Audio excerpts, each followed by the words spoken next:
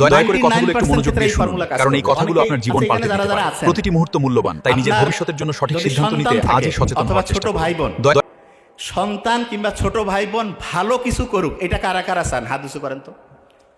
যারা হাত উঁচু করেন নাই, প্রত্যেকে চায়, লজ্জার জন্য উঠাই লাগবে, প্রত্যেকে চায়, আলহামদুলিল্লাহ। আচ্ছা, আপনি চাচ্ছেন ওরা ভালো হোক, তাহলে আপনার নিউরনের মধ্যে কি ভালো বৈশিষ্ট্য রাখা লাগবে না খারাপ? আপনি যদি ভিতরে নিজে চোখটা হন, নিজে 2 নাম্বার হন, আর আপনার ভাই, আপনার বোন, আপনার বাচ্চা, এদেরকে বলতেছেন তুই ভালো হ, হয় ভালো হবে? হয়তো দেখতেছে কিরে এ করছে মুখে একটা কাজ আরেকটা, এটা আরো ডেঞ্জারাস, এটা সবচেয়ে খারাপ। কেন? এটা হচ্ছে মোনাফেকি, মুখে একটা অন্তরে আরেকটা, এটা মোনাফেকি, কাফেরের চাইতে খারাপ। রিয়েল গুন্ডা খুব খারাপ, জানে যে বাপ খারাপ, আর মুখে ভালো কথা করছে, ভিতরে চোখটামি, তাইলে এর বাচ্চা কিন্তু আরো খারাপ হয়ে যাবে, ঠিক না? আচ্ছা, তাহলে আমরা যদি আমাদের পরের জেনারেশনকে ভালো বানাতে চাই, আমাদের ছেলে মেয়ে, ছোট ভাই বোন, আমাদের আশেপাশে যারা, এদেরকে যদি আমরা ভালো বানাইতে চাই, প্রথম কি ওদেরকে ভালো বানাইতে গেলে প্রথম কাকে ভালো হইতে হবে? পিওর সায়েন্স না, নিজে ভালো হইতে হবে। নিজে যদি ভালো হই, আশেপাশের সবাই ভালো হয়ে যাবে। আশেপাশে যখন ভালো হবে, ওকে দেখে তারপরেরটা এরকম করে ভালো হবে। আচ্ছা, এবার বলেন তো, একটা ফ্যামিলিতে যতগুলো বাচ্চা আছে, সবচেয়ে গুরুত্বপূর্ণ কোন বাচ্চাটা? বড়টা, প্রথম যেটা, সেইটা যদি বাটপার হয়, পরেরগুলো সুপার বাটপার হবে। কেন? কারণ দেখছে বড় ভাই এরকম করে, তা আমাকে ওইটা করতে হবে। দেখবেন কিন্তু আপনি গোটাল ফ্যামিলিগুলো মিলান, মোটামুটি মিলে যাবে। আচ্ছা, অনেকের মাথায় একটা প্রশ্ন, যে নবী রাসূলের বাচ্চা 2-1টা কিন্তু খারাপ হয়েছে, অনেকের মাথায় আছে না, যে এটা কীভাবে হইল? নূহ আলাইহিস সালামের ছেলে সমত কেনান খারাপ হয়েছে, কি কারণে হইল জানেন? শুনেন, বাচ্চা বেশি কি আব্বার সাথে থাকে না আম্মার সাথে? আম্মার সাথে। আচ্ছা, আম্মার সাথে বেশি সময় থাকে, আব্বা আম্মার মধ্যে আম্মার সাথে বেশি থাকে, তারপরে যাইটার সাথে থাকে বন্ধু বান্ধব, আত্মীয় স্বজন, যাদের সাথে মেশে। নূহ আলাইহিস সালামের ছেলে যে কেনান ছিল, সে যাদের সাথে মিশত, এগুলা ছিল আল্লাহ অবিশ্বাসী, এরা আল্লাহ বিশ্বাস করতো না, ধর্মকর্ম মানত না। এই কারণে নবীর ছেলে, নবী এত পাওয়ারফুল একটা জিনিস, আল্লাহ পছন্দ করে নাকি ভোট করে বানাইছে যে আজকে নবী হয়ে যাবে? হয়েছে নাকি? আল্লাহ বানাই দিছে না? সেই রকম চুজ করা একজনের বাচ্চা খারাপ হয়ে যেতে পারে, কি কারণে? যদি তার সঙ্গটা খারাপ হয়। সঙ্গটা কি হয়? খারাপ হয়। আচ্ছা, সঙ্গটা খারাপ হইলে যে বাচ্চাটা খারাপ হইলো, এটার পিছনে ওই যে ব্রেইনের ওই কোষটা, নিউরনটা দেয় না? আচ্ছা, আপনি আয়নার সামনে যখন দাঁড়ান, আয়নার ইংলিশ হচ্ছে মিরর, কি নাম বলেন তো? এই জন্য এই যে নিউরন, প্রত্যেকটা নিউরন আরেকটা নিউরনের সামনে হচ্ছে আয়নার মতো, এই জন্য এই সিস্টেমটাকে একটা স্পেশাল নাম দিছে, মিরর নিউরন, MN, মিরর। এই কথা বোঝা যায় না? Mirror neuron. আচ্ছা, যে জায়গায় আমি ছিলাম, তাহলে শহীদ প্রেসিডেন্ট জিয়াউর রহমান কোন ভিটামিনের মতো? ডি। আচ্ছা, এবার একটা প্রশ্ন করব, বেশিরভাগজন ভুল উত্তর দিবে, সমস্যা নেই, নাহলে শেখা যাবে না। ভিটামিনের আমি কয়েকটা নাম বলতেছি, ABCD, খুব সহজ তো না? এরকম সব হইলে তো ভালোই তো। ABCDE পর্যন্ত আছে, তারপর একটা F নাই, ফালতু ফেইলিওর গ্রেড তো নাই, জিও নাই, Hও নাই, পরের লাস্টে যেটা আছে সেটার নাম হচ্ছে কে। কি নাম? কে। কে। এই যে অতগুলো ভিটামিন আছে, আপনার বলেন তো কোন ভিটামিনটার সবচেয়ে বেশি ক্যালোরি আছে? ক্যালোরি কেতে বলছে, আর কেউ? ক্যালোরি মানে বুঝেন তো, শক্তি। কোন ভিটামিনে বেশি ক্যালোরি আছে? আচ্ছা, আপনাদের একটা ইন্টারেস্টিং জিনিস বলি, শুনলে অবাকই হবেন। ভিটামিনে কোনো ক্যালোরি নাই, কোনো শক্তি নাই। যে ভাই ভিটামিনের শক্তি নাই, দুর্বল হয়ে গেলে ডাক্তারের কাছে আসে, আমাদের কাছে আসে, বলে যে স্যার আমাদের একটা ভিটামিন লিখে দেন। কেন? কয় দুর্বল লাগতেছে, বলে না? তাহলে এটা তো মারাত্মক কথা, যে স্যার ভিটামিনে কোনো শক্তি নাই, তাহলে আমি যখন দুর্বল হয়ে যাই, তখন আমরা ডাক্তারের কাছে গিয়ে বলতেছে আমার দুর্বল লাগতেছে, আমার একটু ভিটামিন লিখে দেন। ডক্টর লিখে দিল, বাস কয়েকদিন পরে বলতেছে আমার এখন চাঙ্গা লাগতেছে। শুনছি তো আমরা এরকম, না? এটা কি কারণে হয়? শোনেন, খুব ইন্টারেস্টিং। ভিটামিনে কোনো শক্তি নাই, কোনো শক্তি নাই। যে ভাই তাহলে কাজটা করে কি? ভিটামিন মানুষকে উৎসাহিত করে। কি করেন বলো তো? উৎসাহিত করে, উদ্দীপ্ত করে। যে ভাই উদ্দীপ্ত করে, ব্যাখ্যাটা বুঝলাম না, ব্যাখ্যাটা বুঝাই, এক্সাম্পল দিলে বুঝবেন।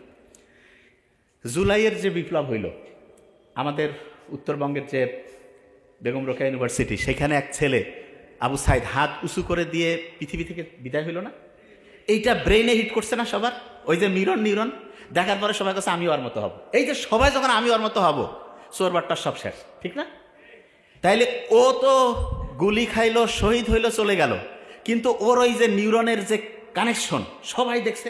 এটা প্রচার না হইলে কিন্তু এরকম হইতো না। মানে আল্লাহ যা করবে, কিভাবে হবে কেউ জানে না। ছবিতে চলে আসলো, সবাই দেখলো, যত দেখে সবাই মাঠের মধ্যে চলে আসে। একটা ছবি একটা গেম চেঞ্জ করে দিছে। লক্ষ্য করছেন কি আপনারা জিনিসটা? সবাই বের হয়ে গেল। আচ্ছা, তাহলে ও তো পৃথিবী থেকে শহীদ হয়ে চলে গেল, অন্যদেরকে সে উৎসাহিত করলো না? তার ওই ঘটনাটা সবাইকে উৎসাহিত করছে? উৎসাহিত হয়ে নাকি ওর ওই শক্তিটা অন্য কোনো শক্তি দিছে? না, উৎসাহিত করছে। এই উৎসাহ, এই উদ্দীপনা, এটা এত পাওয়ারফুল। দেখা গেছে সবাই একসাথে আসলো, সব চেঞ্জ হয়ে গেল। ঠিক তো? এই খোসর বছর কেন তো খালি কথা পরে, কথার সময় গুরুত্বপূর্ণ কথা জীবনে শুনির বাবা, হ্যাঁ, বইপত্র পড়ি বাবা, শুনতেছ, লেখো, সব নোট করো। তাহলে যে জিনিসটা বলছিলাম, ওই যে তোমার একটা উৎসাহ, একটা উদ্দীপনা, কি পাওয়ারফুল, একটা জাতি চেঞ্জ হয়ে যায়, ঠিক না? জাতি চেঞ্জ করতে কিন্তু 500, 700, 1000 লোক লাগে না, একজনকে সুপার লাগে। তাকে দেখে তার নিউরনটা সবার সাথে কানেক্টেড হয়ে যায়। ওইখান থেকে আচ্ছা, এটা এক্সাম্পল দিই তাহলে আরো বুঝবেন। করোনা যে আসলো, কোভিড 2020, তখন যে আসলো, একজনের কাছ থেকে সারা দুনিয়া ছড়াই গেছে না? তার মানে একটা থেকে ছড়াইতে ছড়াইতে ছড়াইতে ছড়াইতে সব জায়গায়। এরকম একটা উদ্দীপনা একজনের কাছ থেকে সবার মধ্যে সে ছড়াই যেতে পারে। ভিটামিন ডি এ কি উদ্দীপনা দেয় জানেন? শুনলে অবাক হবেন। ভিটামিন ডির সবচেয়ে বড় উদ্দীপনা যেটা হয়েছে, বলছেন এর তো কোনো শক্তি নাই, এ কি করে? উদ্দীপ্ত করে। এর সবচেয়ে সেরা উদ্দীপনা যেটা, 1 নাম্বার, সেটা হচ্ছে আমাদের যে টেনশন, অ্যাংজাইটি, ওই যে থাকে না যে ভাই খুব স্ট্রেসের মধ্যে আছি, এইটা কমায়। এটা কি করে? কমায়। তা ভিটামিন ডিটা আমি পাচ্ছি সূর্যের আলো থেকে, আসলো আলট্রাভায়োলেট বি, এইখানে রান্না বান্না হইলো স্কিনে, তারপরে ওইটা চলে গেল কলিজার মধ্যে, কলিজা থেকে কিডনিতে, তৈরি হয়ে গেল ভিটামিন ডি। ওইটার কোনো শক্তি নাই, কিন্তু সে কি করে? উৎসাহদাতা, প্রচণ্ড উৎসাহিত করে। আচ্ছা, এখন একটা ইন্টারেস্টিং জিনিস বলি। আপনার মনে হচ্ছে যে ভাইয়া ঠিক আছে, আমার ভিটামিন ডি তো আছে, ভিটামিন ডিকে কি কেউ আরও বেশি উৎসাহিত করতে পারে? মানে ভিটামিন ডি যে আছে, ও তো উৎসাহ দেয়, তাকে আরেকজন আছে যে হচ্ছে সুপার মোটিভেটর, মানে ওর চাইতে বেশি পাওয়ারফুল। কেউ বলতে পারবেন ওই জিনিসটা কি? ভিটামিন ডিকে তাকে উৎসাহিত করে। এনিওয়ান? বলবো? বলি, পানি। এ হচ্ছে সুপার মোটিভেটর। আল্লাহ যে মানুষকে তৈরি করছে, যে জীবন যে তৈরি করছে, কি থেকে? পানি থেকে। বিজ্ঞানীরা যে কোনো জায়গায় যখন জীবন খুঁজে, ওইখানে কি মাইক্রোস্কোপে ঘোষণা মানে দেখে নাকি যে জীবন, বা মাইকিং করে নাকি যে ভাই এখানে জীবন নামে কেউ আছে নাকি? কি করে? পানি খুঁজে। যেখানে পানি আছে সেখানে জীবন আছে। ইন্টারেস্টিং। তার মানে পানি হচ্ছে সুপার মোটিভেটর। Super motivator. এইখানে যারা আছেন অনেকেই কয় যে ভাই পরীক্ষার হলে মাথা কাজ করে না, হঠাৎ করে একটা জিনিস বলবো, এই সময় মাথা ঠিকভাবে হচ্ছে যে দেখা যাচ্ছে যে হিসাব কিতাব করতে পারছে না, মাথার মধ্যে ব্যথা লাগতেছে, তারপরে কেন জানি একটা মনের মধ্যে একটা অশান্তি আছে না? শোনেন, যতগুলো সমস্যা এরকম আছে, 2টা সহজ সমাধান আছে, জাস্ট 2। তার মধ্যে প্রথমটা কি জানেন? খুব সহজ। প্রথমটা, আল্লাহ তো এমন সায়েন্টিফিক, যে কোনো প্রবলেমে আপনি পড়বেন, আল্লাহ তো জানে যে বান্দাই প্রবলেমে পড়বে। এখন মনে করেন রাত 2টার সময় সমস্যা, আপনি ওই সময় দোকান বন্ধ, যে কী করবেন? বাঁচতে পারবেন না তো। আল্লাহর কাছে কোনো টেনশন নাই। যে কোনো শারীরিক প্রবলেম কীরকম হইতে পারে? ঘুম আসতেছে না, মাথা ব্যথা, খাবারের রুচি নাই, বুক ধরফর করতেছে, তারপরে মুখ শুকায় যাচ্ছে, ভয় ভয় লাগতেছে, মেজাজ খিটখিটা, আছে না এরকম? এই সমস্যাগুলো খুব কমন, প্রায় হয়। একটা বুদ্ধি, সেটা কি? সেটা হচ্ছে আমাদের গোটাল শরীরে লক্ষ লক্ষ কোটি কোটি নার্ভ আল্লাহ রাখছে, তার মধ্যে একটা নার্ভের কন্ট্রোল একটা মাত্র আল্লাহ আমাদের হাতে দিছে। এখন যে কেউ বলবে আল্লাহ এত কেন কৃপণতা করলো, মনে হয় মাত্র একটা দিছে। আল্লাহ জানে যে একটা দিয়ে কাম হবে। সুপার। কীরকম? ওই নার্ভটা যদি আমি শান্ত করি, ও মুহূর্তের মধ্যে লক্ষ লক্ষ লক্ষ লক্ষ কোটি কোটি নার্ভ সবগুলো শান্ত করবে। খেয়াল করেন তো, একটু আগে কি বলছিলাম? সেন্টারে একজন যদি ভালো হয়, সব ভালো হবে। একটা নার্ভ যদি শান্ত হয়, সব শান্ত হবে। একটা যদি অশান্ত হয়, সব অশান্ত হবে। এখন অনেকে বলতে পারে যে ভাই ওই নার্ভটা শান্ত করার বুদ্ধি কি? খুব সহজ একটা বুদ্ধি আছে, সেটা বলবো। আপনার ওই নার্ভটা আছে আমাদের ডায়াফ্রাম, বদ্ধচ্ছদা, পেটের এইখানে মনে করেন, ওইটার সাথে কানেকশন। এই জন্য পেট চিরে ওইখানে শান্ত করা লাগবে না। খুব সহজ বুদ্ধি দিছে। দেখেন আল্লাহ কত সায়েন্টিফিক। আমরা প্রতি মুহূর্তে শ্বাস নিচ্ছি না? নিশ্চিত নাকি? বলা লাগে যে ভাই শ্বাস নেই, নাহলে কিন্তু মরে যাবি, বলা লাগে? সবাই শ্বাস নিচ্ছে।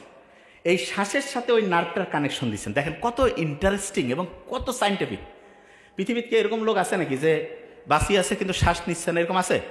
শ্বাস নিবেই। আপনার কাজটা কি জানেন? যখন এরকম যে কোনো টেনশনের অবস্থায় পড়বেন, কিচ্ছু না, 3 থেকে 5 বার 10 বার বুক ভরে শ্বাস নেবেন, ধরে রাখবেন, ছাড়বেন। একটু করেন তো, এখনই ভালো লাগবে। নাক দিয়ে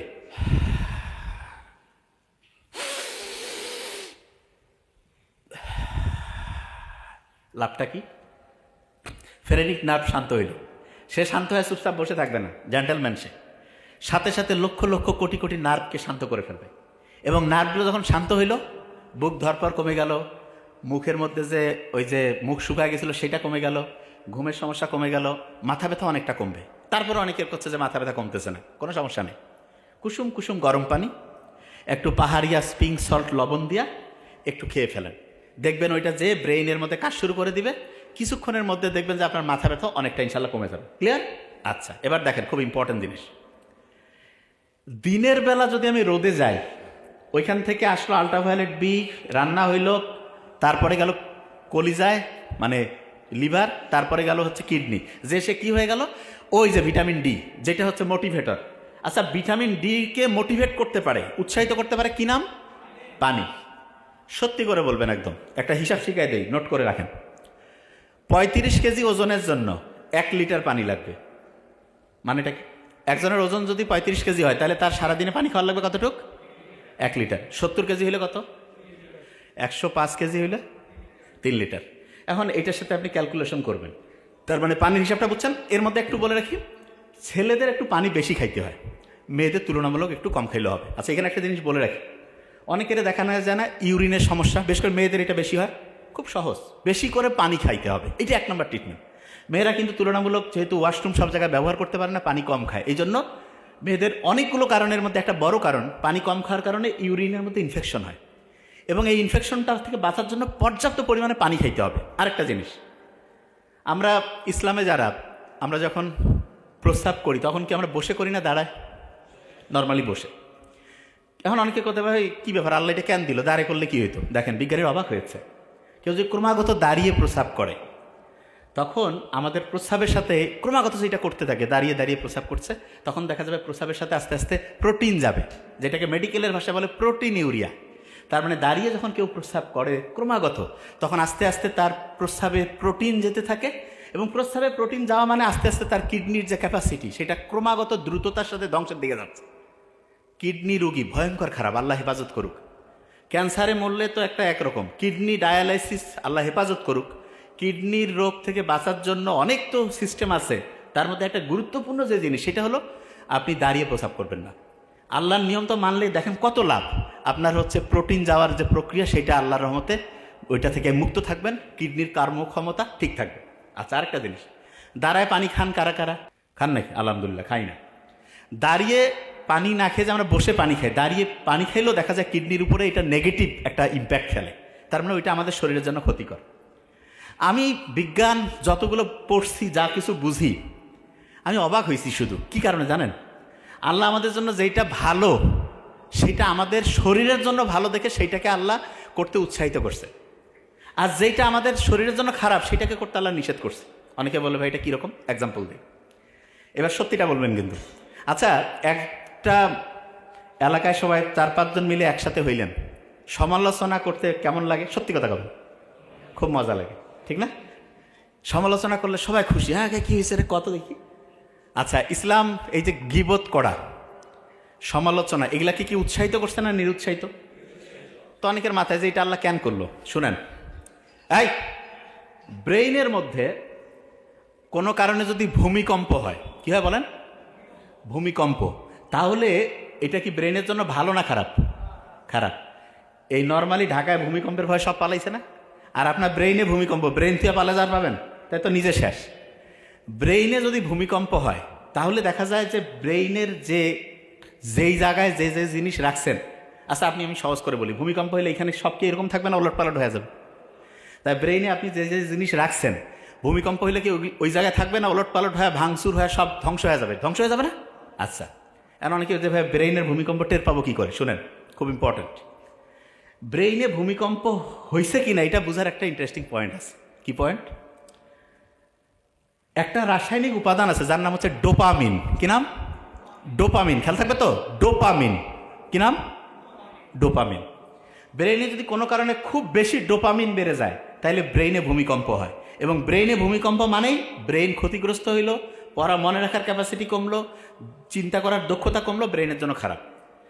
বিজ্ঞানীরা অবাক হয়েছে, যখন কেউ সমালোচনা করে, বিভিন্ন বিষয় সম্বন্ধে হচ্ছে অপ্রয়োজনীয় গল্পগুজব করে, তখন ব্রেইনে হাই ডোপামিন করণ হয়, তখন ব্রেইনে ভূমিকম্প হয়। তাই ইসলাম কি সমালোচনা, গীবত এটাকে উৎসাহিত করছে না নিরুৎসাহিত? কেন? কারণ আল্লাহ তো জানে, আল্লাহ বানাইছে না এটা, যে হাই ডোপামিন করণ হবে, ব্রেইনের জন্য ক্ষতিকর। আচ্ছা, এবার একটা ইন্টারেস্টিং জিনিস, জুয়া খেলা ইসলামে হালাল না হারাম? কেউ যখন জুয়া খেলে, যারা জুয়া খেলে আল্লাহ হেফাজত করুক, কিছুদিন পর পর আর না খেললে মাথার সার্কিট ধ্বংস হয়ে যায়। ওই কিন্তু জানে, সব জানে যে এটা খারাপ, অমুক তমুক, হারার পরে আসি আফসোস, মাথার মধ্যে হাত, কেন যে করলাম, কি আমি জানি তো, আমাদের কাছে রুগী আসেন, কি হয়েছে, কয় যে স্যার কয়েকদিন পর ওইটাতে খেলতে যদি না যাই মনে হয় যে দুনিয়া আর কিছু নেই, খেললাম হারলাম, তারপরে খালি আফসোস যে কেন এটা করলাম। বিজ্ঞানীরা দেখছে যে এই জুয়া খেলার আগের মুহূর্তে তার ওই জুয়ার যে একটা থ্রিলিং, এইটার কারণে তার হাই ডোপামিন ক্ষরণ হয়, এবং এইটা ওই একবার হাই ডোপামিন যদি আপনি ওই মজাটা পেয়ে যান, তখন আর স্বাভাবিক যে ডোপামিন সেটা আর ভালো লাগবে না। এই কারণে আল্লাহ যে জুয়াতে শুধু অর্থনৈতিক ক্ষতি তাই না, আপনার ব্রেন যে আছে, ব্রেনটাও ধ্বংস হয়ে যায়। জুয়ারও খুব বুদ্ধিমান হওয়ার সুযোগে নেই, হ্যাঁ 2-4 জন এক্সেপশনাল, সেটা আলাদা। নর্মালি যে জুয়ার সাথে আসক্ত হয়ে যাবে তার ডোপামিন অসম্ভব বেশি ক্ষরণ হবে, ব্রেইনের মধ্যে ভূমিকম্প হবে, তার ব্রেইনের যে ক্যাপাসিটি ধ্বংস হয়ে যাবে। তাইলে জুয়া এটা কি ব্রেইনে ভূমিকম্প তৈরি করতেছে কি করতেছে না? এক কথা বলেন না কেন? তাইলে এইটা আমাদের ব্রেইনের জন্য ভালো না খারাপ?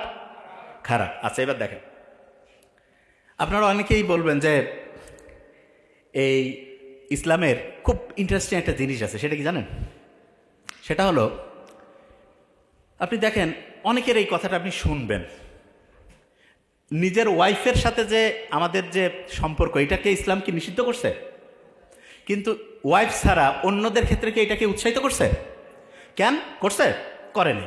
এইটা কেন? কারণ নিজের স্ত্রী ছাড়া অন্যদের সাথে যখন আমরা চিন্তা ভাবনাতে যাই, তখন আমাদের ব্রেইনে হাই ডোপামিন ক্ষরণ হয়, এবং হাই ডোপামিন যখন ক্ষরণ হবে তখন ব্রেন কি ভালো হবে না খারাপ হবে?